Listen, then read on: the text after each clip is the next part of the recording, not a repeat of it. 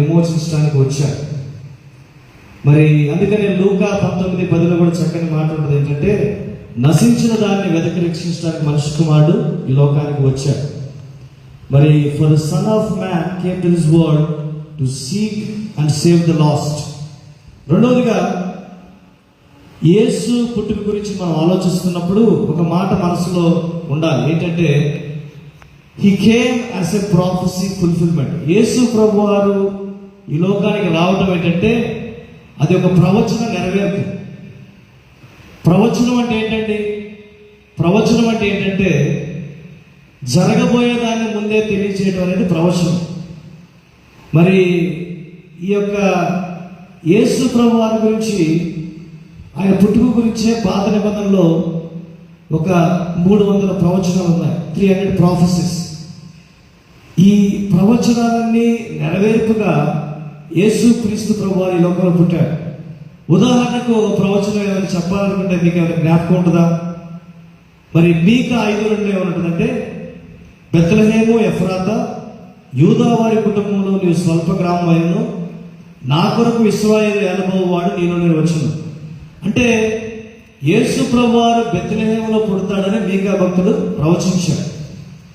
యెషయా భక్తుడు కూడా అనేకమైన ప్రవచనాలు చెప్తాడు. యెషయా 7:14 ఏమని చెప్తాడంటే, కాబట్టి ప్రభువు తానే ఒక సూచన మీకు చూపును, ఆలకించుడి, కన్యక గర్భవతి కుమారుడి కానీ అతనికి ఇమ్మానుయేల్ అని పేరు పెట్టు. అంటే ఇక్కడ ఏమని ప్రవచనం ఉందంటే, యేసు ప్రభు వారు కన్యక జన్మిస్తాడు, హి బి బోర్న్ ఏ వర్జిన్. తర్వాత యేసు ప్రభు వారు పుట్టినప్పుడు ఏమని పేరు పెట్టాలని చెప్పారండి ఇక్కడ? ఇమ్మానుయేల్. ఇమ్మానుయేల్ అంటే ఏంటి అర్థం? దేవుడు మనకు తోడు. కాబట్టి యేసు ప్రభు వారు ఈ లోకానికి రాకముందే కొన్ని వందల సంవత్సరాల క్రితమే ఆయన ఎక్కడ పుడతాడు, ఎప్పుడు పుడతాడు, ఆయన ఏమని పేరు పెడతారు, ఆయన ఎందుకని వచ్చాడు, ఇవన్నీ కూడా చాలా స్పష్టంగా బైబిల్లో ఉన్నాయి. మీకు ఎవరన్నా ఈ లోకంలో రాకముందే వాళ్ళ గురించి ప్రవచించబడినట్లుగా ఎక్కడ చూసారా? యేసు ప్రభు వారు కాకుండా ఈ లోకానికి ఫలానా వ్యక్తి వస్తాడు, ఆయన ఫలానా ప్రాంతంలో పుడతాడు, ఆయనకి పేరు పెడతాడు, ఆయన ప్రజలను రక్షిస్తాడని ఎవరి గురించి చెప్పారా? లేదు. యేసు ప్రభు వారు ఒక్కడి గురించే కొన్ని వందల సంవత్సరాల పుట్టమే ఆయన గురించి ప్రవచించారు. అందుకనే యేసు ప్రభు వారిని ఏమంటారంటే లేఖన పురుషుడు, ఆయన ప్రవచనాల పురుషుడు. మరి no one can deny the fact that Jesus Christ came to this world. అంటే ఏంటంటే ఈ లోకంలో యేసు ప్రభు వారు పుట్టాడని, ఆయన ఈ లోకంలో జీవించాడని, మరి ఆ యొక్క వాస్తవాన్ని ఎవరు కాదనలేదు కదా. యేసు ప్రభు వారు ఈ లోకంలో పుట్టడాన్ని బట్టి చరిత్ర 2 భాగాలు విభజించబడింది. ఏమంటారండి?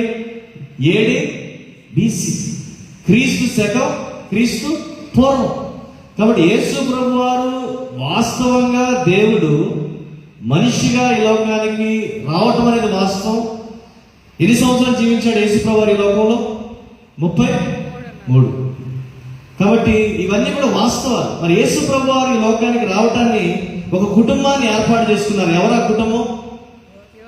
యోసేపు, మరియా. యోసేపు, మరియా మరి చాలా అద్భుతమైన క్యారెక్టర్స్. వాస్తవానికి బైబిల్లో మనం ఎక్కువగా పట్టించుకునే క్యారెక్టర్ ఎవరంటే యేసు ప్రభు వారి తండ్రి అయిన యోసేపు. మరి వాస్తవానికి యేసు ప్రభు వారి తండ్రి అయిన యోసేపు ఆయన బయోలాజికల్ ఫాదర్ కాదు కదా. యేసు ప్రభు వారు ఈ లోకంలో పుట్టినప్పుడు ఆయన కేర్ టేకర్ గా ఉన్నాడు. ఇంగ్లీష్లో ఏమంటారంటే ఫాస్టర్ ఫాదర్.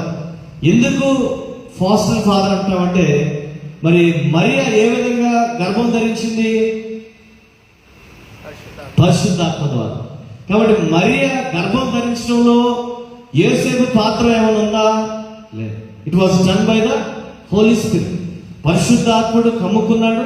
పరిశుద్ధాత్మ ద్వారా మరియా యేసు ప్రభు వారికి జన్మనిచ్చింది.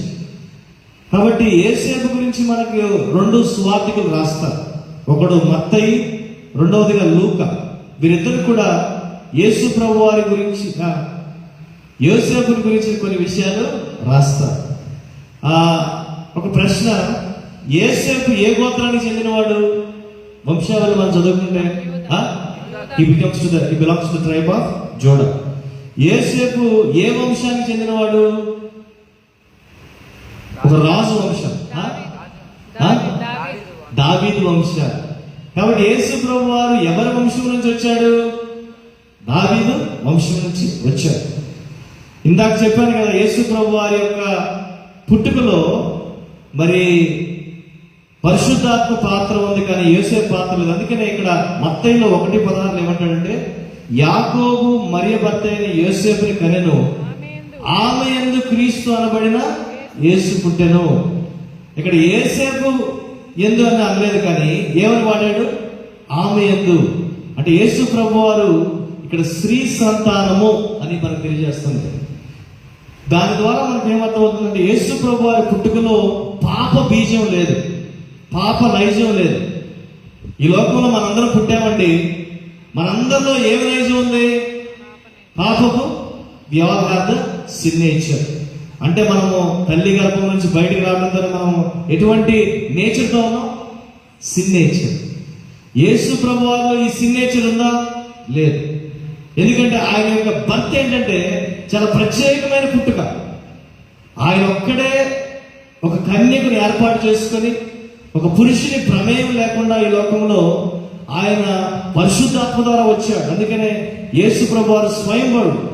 తర్వాత 18వ వచనంలో ఏమనుంటుందంటే, యేసుక్రీస్తు జన్మమైన విధంగా ఆయన తల్లి అయిన మరియ యేసేపు ప్రదానం చేయబడిన తర్వాత వారు ఏకము కాకముందు ఆమె పరిశుద్ధాత్మ వల్ల గర్భవతిగా ఉండెను. ఇక్కడ స్పెసిఫిక్ గా పరిశుద్ధాత్ముడు ఏమని తెలియజేస్తున్నాడంటే, వారు ఏకము కాకముందు, వారు ఏకము కాకముందు మరియ పరిశుద్ధాత్మ ద్వారా గర్భము ధరించింది. తర్వాత 19లో ఏమనుంటుంది? ఆమె భర్త అయిన యోసేపు నీతిమంతుడై ఉండి రహస్యముగా ఆమెను విడనాడ ఉద్దేశించెను. కాబట్టి యోసేపుకు ఒక విషయం తెలిసిందంట. ఏంటంటే మరియ గర్భవతిగా ఉంది, మరియ గర్భవతిగా ఉంది అని తెలిసినప్పుడు యోసేపు ఎటువంటి వాడంటే నీతిమంతుడు. నీతిమంతుడు కాబట్టి ఏమనుకున్నాడంటే, వెంటనే మరియను అల్లరి చేయకూడదు, వదిలేయాలని చెప్పి మరి అక్కడ చాలా స్పష్టంగా ఆమెను అవమానపరచనొల్లక రహస్యముగా ఆమెను వితడు. తర్వాత 20వ వచనంలో ఏమంటారు? అతడు ఈ సంగతులను గురించి ఆలోచించుకొనిచుండగా ప్రభుదూత ప్రత్యక్షమై దావీదు కుమారుడైన యోసేపు నీ భార్య అయిన మరియను చేర్చుకొనుటకు భయపడకము, ఆమె గర్భము ధరించినది పరిశుద్ధాత్మ వల్ల కలిగినది. మరి యూదులకు ఒక ప్రత్యేకమైన వివాహ పద్ధతి ఉంది. యూదుల వివాహ పద్ధతి ఏంటంటే, మరి ఆడపిల్ల ఒక 13 years వయసు వచ్చేటప్పటికల్లా ఆమెను ప్రదానం చేస్తారు.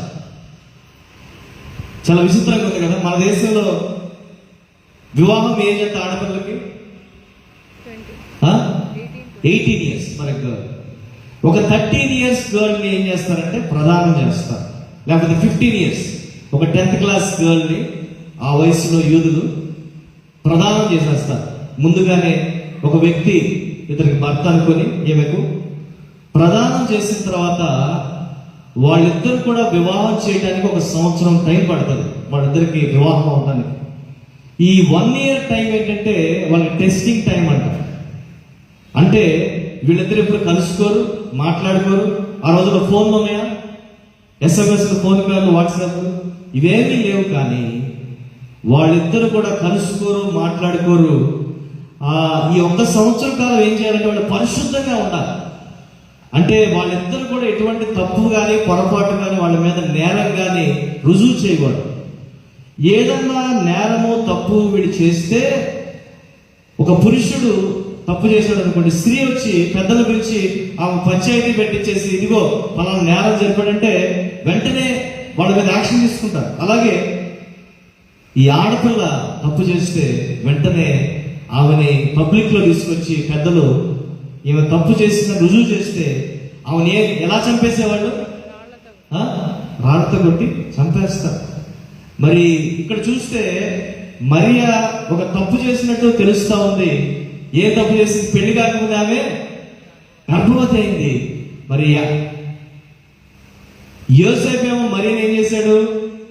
ప్రేమించాడు. కాబట్టి అల్లరి చేసి వదిలేయచ్చు యోసేపు. ఇదిగో మరియా ఈ తప్పు చేసింది. అయితే యోసేపు రహస్యంగా వదిలేద్దాం అనుకుంటున్నాడు. రాత్రి పడుకుంటే నిద్రపడట్లా. ఎందుకంటే వివాహం చేసుకుందాం అనుకున్నాడు. మరియని చేసుకోవాలనుకున్న మరియ ప్రెగ్నెంట్ అయిపోయింది.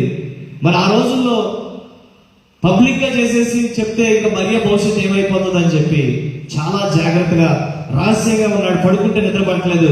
అయితే ఇక్కడ జరిగిన అద్భుతం ఏంటంటే ప్రభుదూతంట వచ్చి ఒక కళ ద్వారా యోసేపుతో మాట్లాడాడు. యోసేపుతో ఏమని మాట్లాడాడు? ప్రభుదూత స్వప్నమందు అతనికి ప్రత్యక్షమై దావీదు కుమారుడైన యోసేపు నీ భార్య అయిన మరియను చేర్చుకొనుటకు భయపడకు. ఆమె గర్భము ధరించినది పరిశుద్ధాత్మ వల్ల కలిగినది. ఆమె ఒక కుమారుని కనును.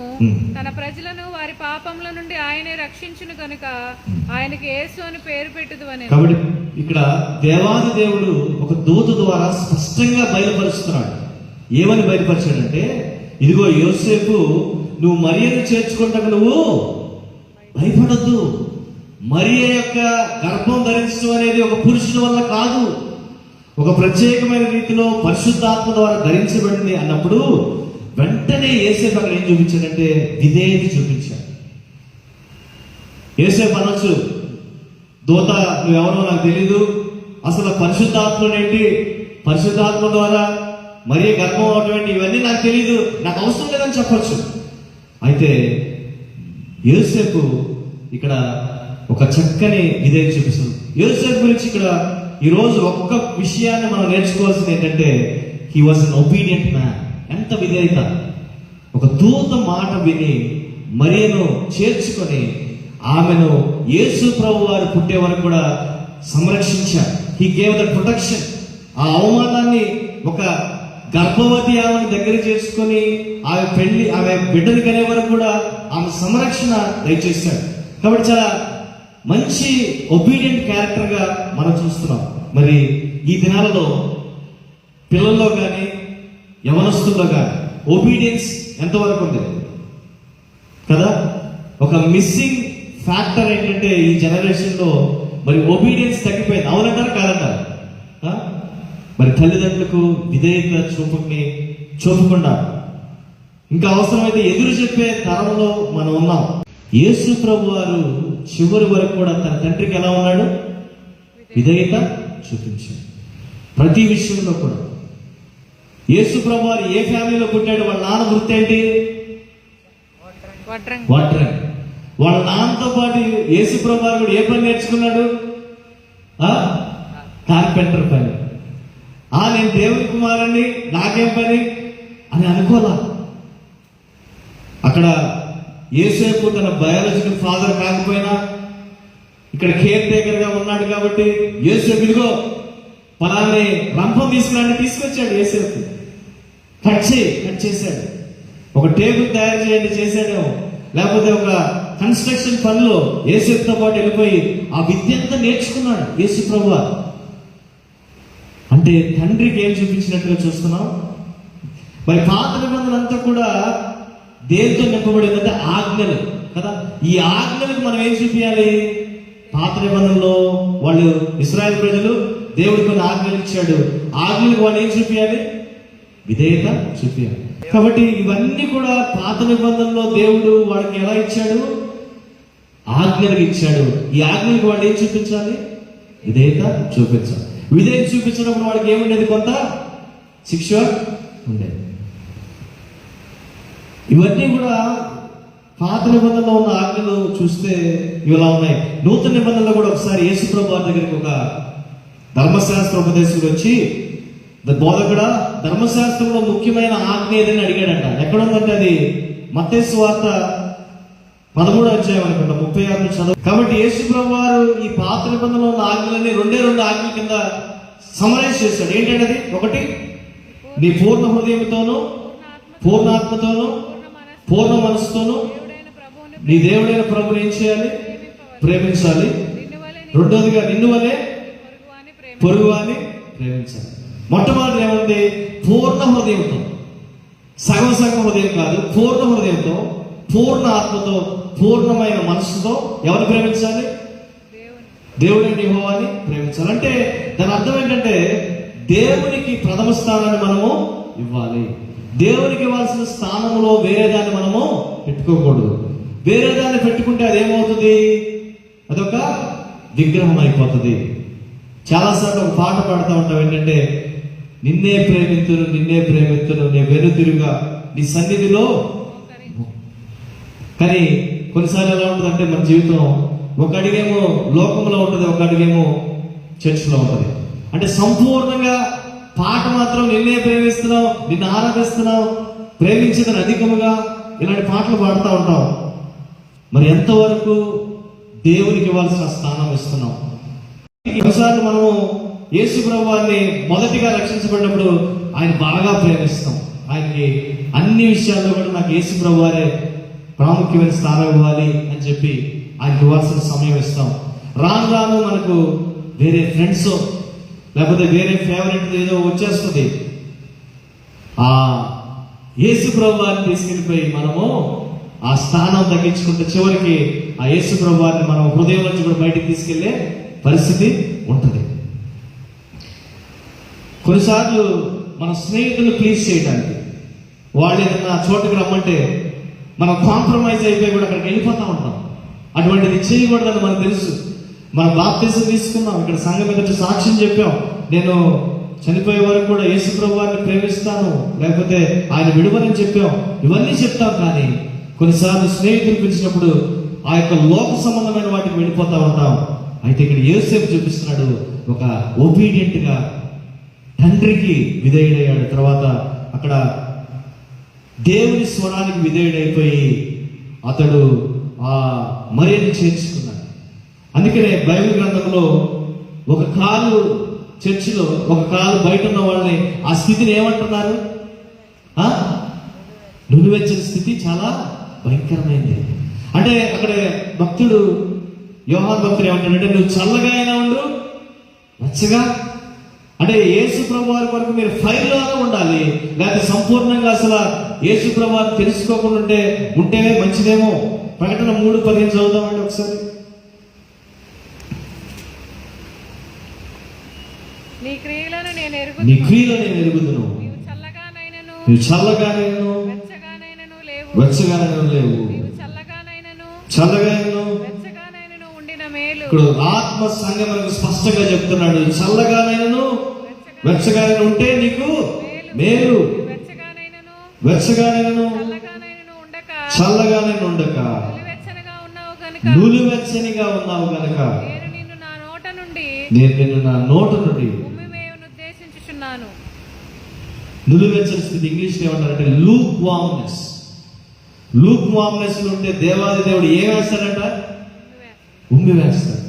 అంటే ఈ దేవునికి ఎంత అసహ్యమైన స్థితి నులివెచ్చని స్థితి, వేషధారణ. కాబట్టి మనం ఆజ్ఞలకు ఏమై ఉండాలి? విధేయత చూపించాలి. పేతురు భక్తుడు కూడా మొదటి పేతురులో 13వ వచనంలో చక్కని మాట్లాడతాడు.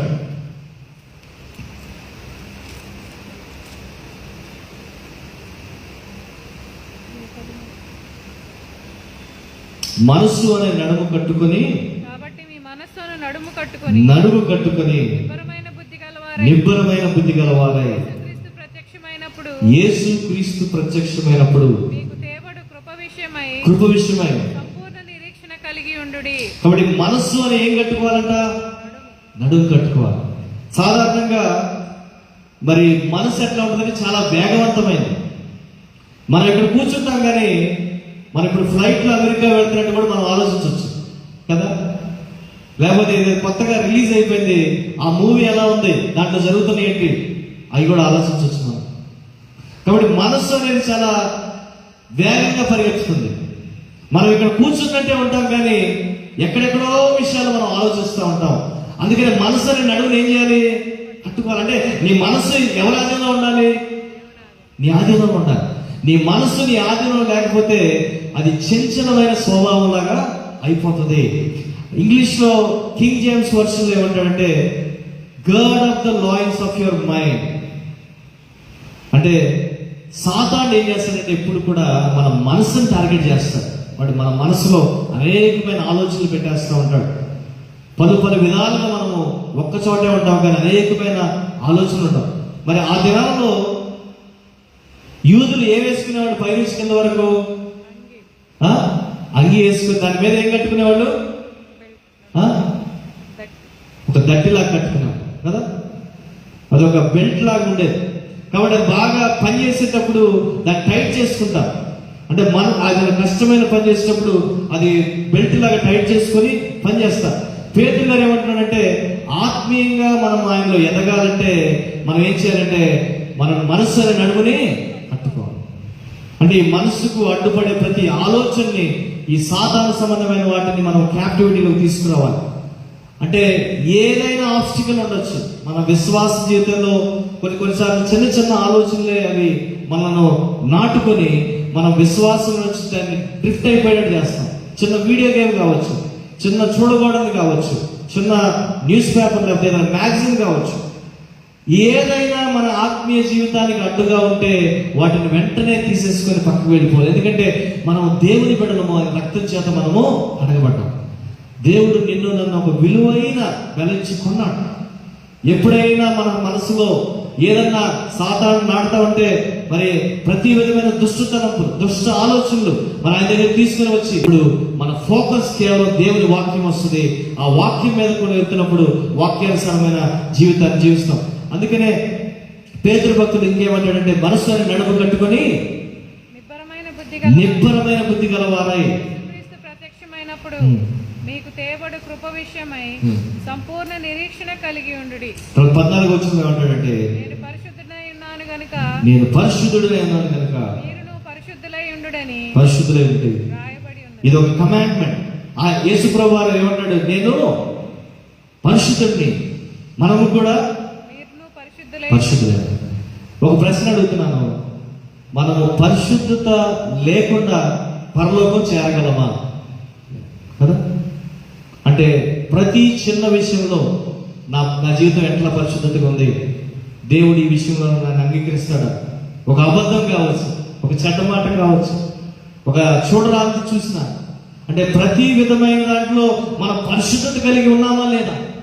నిజంగా ఈరోజు మరి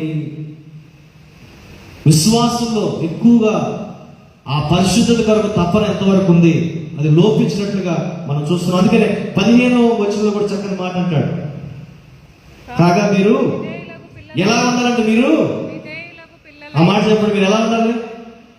విధేయులకు పిల్లలై పూర్వపు అజ్ఞాన దశలో ఆశలను అనుసరించి ప్రవర్తింపక మిమ్మల్ని పిలిచిన వాడు పరిశుద్ధుడై ఉన్న ప్రకారము మీరును సమస్త ప్రవర్తన యందు పరిశుద్ధులై ఉండుడి. కాబట్టి ఒక్క విషయం చెప్పుకోవాలి, నన్ను పిలిచిన వాడు పరిశుద్ధుడు. ఇక్కడ పౌలు బర్నబాస్ పిలిచిన వాడు ఎవరైనా పరిశుద్ధుడు. తర్వాత జాషువాను పిలిచిన వాడు పరిశుద్ధుడు. కాబట్టి మనం కొంత ప్రవర్తనలోనే పరిశుద్ధత ఉన్నామా? ఏమన్నాడు అక్కడ? సమస్త ప్రవర్తన యందు పరిశుద్ధులై ఉండుడి. కాబట్టి ఇక్కడ మనందరూ కూడా పూర్వం ఒక అజ్ఞాన దశగా ఉంది. పూర్వం అజ్ఞాన దశలో ఏం చేసామంటే మనము చేయకూడని పనులు చేసాం, చూడకూడని మనం చూసాం, వెళ్ళకూడని చోటకు వెళ్ళాం, మాట్లాడకూడని మనం మాట్లాడాం, లేకపోతే వినకూడని మనం విన్నాం. దీన్ని ఏమన్నాడంటే పూర్వపు అజ్ఞాన దశ. అజ్ఞాన దశ అంటే దేవుని తెలుసుకునే దశలో అవన్నీ చేశాం. అవన్నీ దేవుని తెలుసుకునే దశలో చేస్తూ ఒకనొక రోజు దేవుడు మనల్ని ప్రేమించి ఆయన మనల్ని ఆహ్వానించి ఆయన కుటుంబంలో చేర్చుకున్నప్పుడు ఆయన ప్రియబిడ్డలమయ్యాం. మరి ఆ రోజు నుంచి మనము అజ్ఞాన దశల నుంచి మనం ఏంటంటే దేవుని సొంత రక్షకునిగా ఎదిగిన దశలోకి వచ్చాం. కాబట్టి ఆ రోజు నుంచి మనకు గుడ్డితనం ఏమైపోయింది? తొలగిపోయింది. మన మనోనేత్రం ఏం చేయబడ్డాయి? వెలిగింపబడ్డాయి. ఒక చక్కని పాట ఉన్నది, all to Jesus I surrender, all to him I freely give. All to Jesus I surrender అంటే నా జీవితాన్ని నేనేం చేస్తున్నాను? సర్వమును సమర్పించుకుంటాను. లేకపోతే all to Jesus I surrender అంటున్నానా, only in some areas I will surrender అంటున్నావా? ఆల్. మన థాట్ ప్యాటర్న్లో, మన మాటల్లో, మన క్రియల్లో, మన వ్యవహారాల్లో, మన రిలేషన్షిప్స్లో అన్నీ కూడా ఏం చేయడానికి సరెండర్ చేయాలి. అంటే ఆయన అధికారానికి మనం ఏం చేయాలి? చక్కగా ఉంటుందా పాట? పాడతారు ఒకసారి.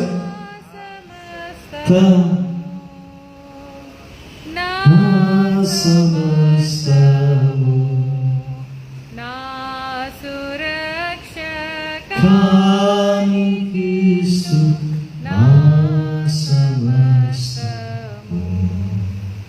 యేసు సామి నీకు నేను నా సమస్త కీర్తును నీ సన్నిధిలో వసించి ఆశతో సేవింతును.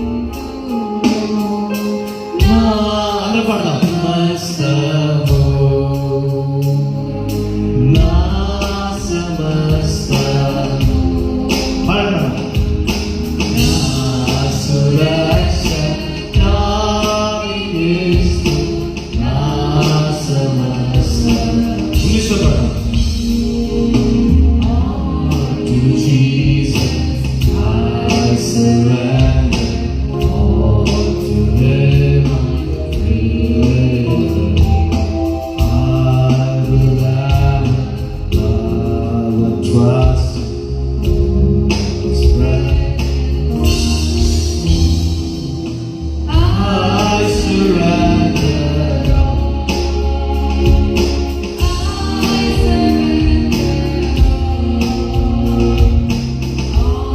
To Jesus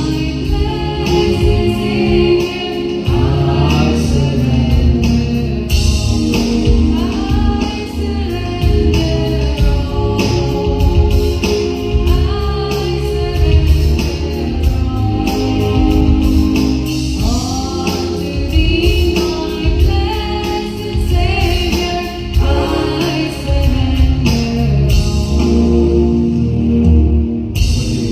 జోసెఫ్స్ లైఫ్ నుంచి మనం నేర్చుకున్నది. హి వాస్ ఎలా ఉన్నాడు యోసేపు? విధేయత చూపించాడు. దూత చెప్పినట్లుగా మరియను చేర్చుకున్నాడు. మనము కూడా the greatest quality that we can have is obedience to his word of God. దేవుని వాక్యానికి, దేవుని యొక్క చిత్తానికి మనం విధేయత చూపించాలి. యోసేపు జీవితంలో ఇంకొకటి కూడా చూపిస్తాను. తర్వాత మరి యోసేపుని ఐగుప్తు వెళ్ళమన్నప్పుడు అక్కడ ఐగుప్తు కూడా విధేయతతో వెళ్ళాడు. 13వ వచనం చదవండి, 2వ అధ్యాయంలో.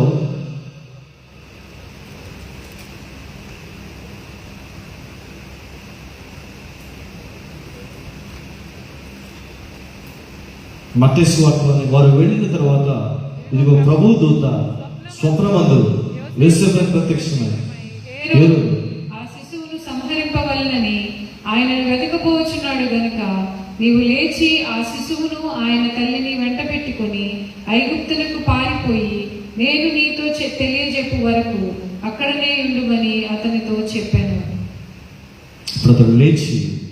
అప్పుడు అతడు లేచి రాత్రి వేళ శిశువును తల్లిని తోడుకొని ఐగుప్తునకు వెళ్ళి ఐగుప్తులో నుండి నా కుమారుని పిలిచితిని అని ప్రవక్త ద్వారా ప్రభువు సెలవిచ్చిన మాట నెరవేర్చబడినట్లు హేరోదు మరణము వరకు అక్కడ నుండెను. చూసారా, హేరోదు మరణం వరకు ఎక్కడున్నాడు? ఐగుప్తులో యేసు ప్రభువారు శిష్యులు తీసుకుని వెళ్ళి అక్కడ ఉన్నట్లు. మళ్ళీ ఐగుప్తులో నుంచి కూడా అక్కడ హేరోదు చనిపోయిన తర్వాత వార్త విని 19వ వచనంలో చూస్తే మరలా చనిపోయిన తర్వాత ఇదిగో ప్రభువు దూత ఐగుప్తులో యోసేపునకు స్వప్నమందు ప్రత్యక్షమై నీవు లేచి శిశువును తల్లిని తోడుకొని ఇశ్రాయేలు దేశమునకు వెళ్ళుము, శిశువు ప్రాణము తీయజూచుచుండిన వారు చనిపోయారని చెప్పాను. అప్పుడు అతడు లేచి శిశువును తల్లిని తోడుకొని ఇశ్రాయేలు దేశమునకు వచ్చెను. కాబట్టి బైబిల్ గ్రంథంలో చూస్తే యోసేపు లాగా విధేయులు చూపిన వాడు దేవుడు అత్యధికంగా వాళ్ళని దీవించాడు. ఇంకేమన్నా క్యారెక్టర్ తెలుసా మీకు? ఇక్కడ యోసేపు లాగా విధేయత చూపించి మరి దేవుడు వెళ్ళమన్న చోటకు వెళ్ళిన వాళ్ళు, లేకపోతే ఇర్మియా ప్రాఫిట్ జర్మే. ఓకే, ఇంకా అబ్రహాం విధేయత చూపించారు. కాబట్టి ఇవన్నీ కూడా విధేయత. They were all obedient. మరి మనం కూడా యవనస్తు కాలంలో మీరు ఉన్నారు. మీరు దేవుని వాక్యానికి విధేయత చూపించి మీరు వాక్యానుసారమైన జీవితం కలిగి ఉంటే దేవుడు మిమ్మల్ని అంచెలంచెలుగా వృద్ధి చేస్తాడు. మీరు ఊహించిన స్థానానికి వాడు తీసుకెళ్తాడు దేవుడు.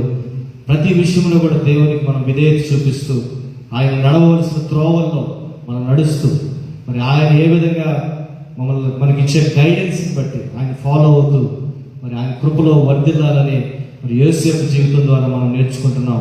మరి ఎంతో నీతిమంతుడుగా యోసేపు కనబడుతున్నాడు. యోసేపు మాట్లాడిన మాట మరి నూతన నిబంధనలు ఎక్కడ కూడా ఒక్క మాట కూడా రికార్డ్ అవ్వాలి.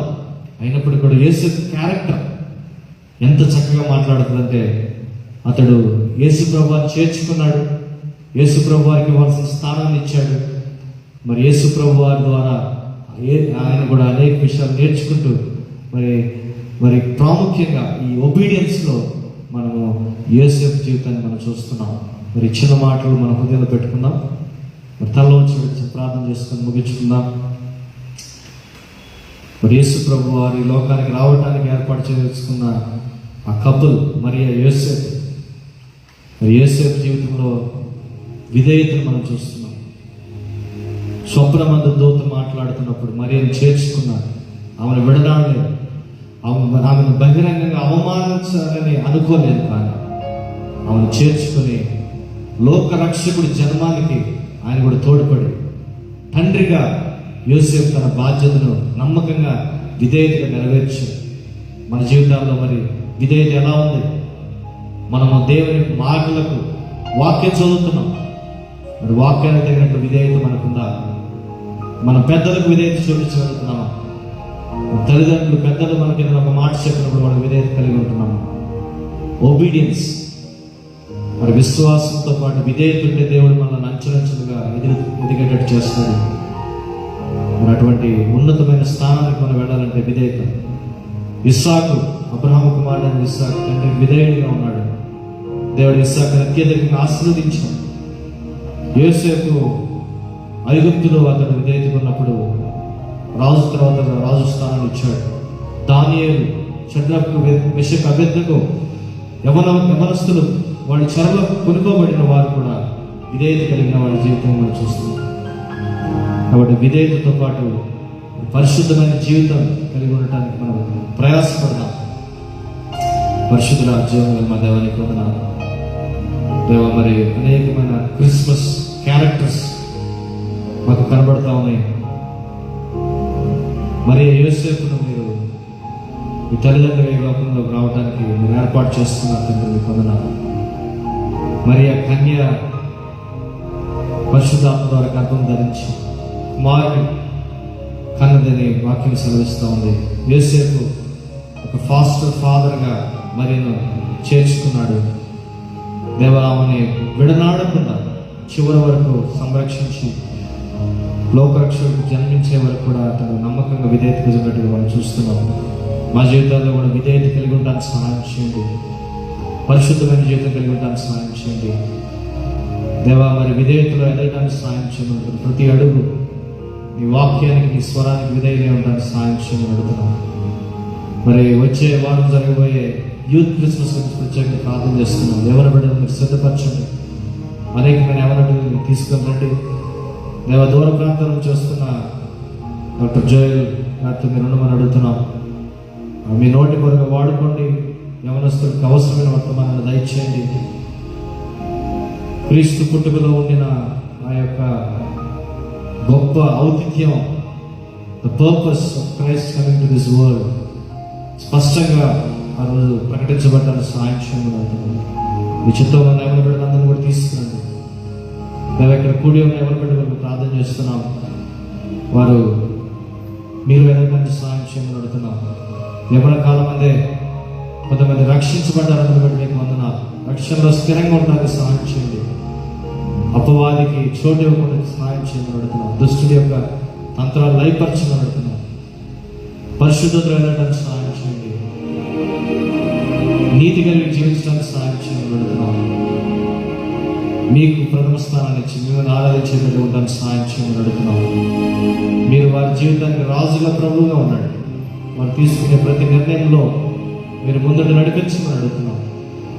దేవా, యేసు క్రీస్తును కలిగిన జీవితాలు ధన్యకరమైన జీవితాలు. మరి మేము మా జీవితంలో లేకపోతే అది శూన్యం తండ్రి. మీరు మా జీవితానికి రాజుగా ప్రభువుగా ఉండండి. మా ప్రతి నిర్ణయంలో కూడా మీరు ఉండమని అడుగుతున్నాం. మీరు నడిపించండి. మీరు జ్ఞానాన్ని ఇవ్వండి, తెలివిని ఇవ్వండి తండ్రి. మీకు వందనాలు. ఈ లోకంలో మరి భయంకరమైన దినాల్లో మేము ఉంటుండగా అపవాదిని జయించడానికి కావాల్సిన శక్తిని ఇవ్వండి. సర్వాంగ కవచనాన్ని ధరించుకోవడానికి సాయం చేయండి. దుష్టుని యొక్క బాణాలు ఎదిరించడానికి వాక్యం అనే ఖడ్గాన్ని మేము కలిగి ఉండడానికి సహాయం చేయండి. సమాధానకరమైన జోడు రక్షణ శిరస్త్రానం కలిగి ఉండడానికి సహాయం చేయండి అడుగుతున్నాం. ఈ లోకంలో జ్యోతులుగా మేము వెళ్ళడానికి సహాయం చేయండి. రానున్న క్రిస్మస్ దినాలలో ప్రతి కార్యక్రమంలో క్రీస్తు మీరు మహిమపరచబడడానికి సహాయం చేయండి. సమస్త విధమైన ఘనత మహిమ ప్రభావాలు ఆరోపించుకుంటూ రక్షకుడు యేసుక్రీస్తునామమున అడిగి పెడుతున్నాం తండ్రి.